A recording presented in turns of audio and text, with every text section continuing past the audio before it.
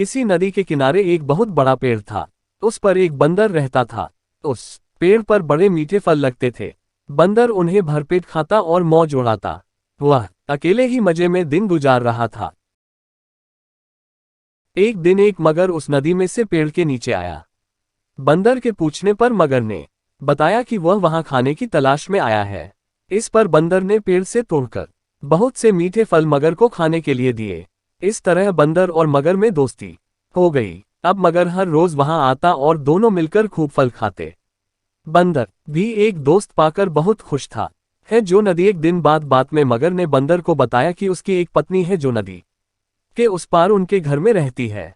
तब बंदर ने उस दिन बहुत से मीठे फल मगर को उसकी पत्नी के लिए साथ ले जाने के लिए दिए।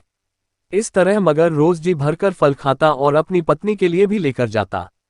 मगर की पत्नी को फल खाना तो अच्छा लगता पर पति का देर से घर लौटना पसंद नहीं था। एक दिन मगर की पत्नी ने मगर से कहा कि अगर वह बंदर रोज रोज इतने मीठे फल खाता है तो उसका कलेजा कितना मीठा होगा। मैं उसका कलेजा खाऊंगी। मगर ने उसे बहुत समझाया पर वह नहीं मानी। मगरमच्छ दावत के बहाने बंदर को अपनी पीठ पर नदी बीच में उसने बंदर को अपनी पत्नी की कलेजे वाली बात बता दी। इस पर बंदर ने कहा कि वो तो अपना कलेजा पेड़ पर ही छोड़ आया है। वह उसे हिफाजत से पेड़ पर रखता है, इसलिए उन्हें वापस जाकर कलेजा लाना पड़ेगा। मगर बंदर को वापस पेड़ के पास ले गया। बंदर छलांग मारकर पेड़ पर चढ़ गया। उसने हंसकर कहा कि जाओ मूर्ख राजा, घर जाओ और अपनी पत्नी से कहना कि तुम दुनिया के सबसे बड़े मूर्ख हो।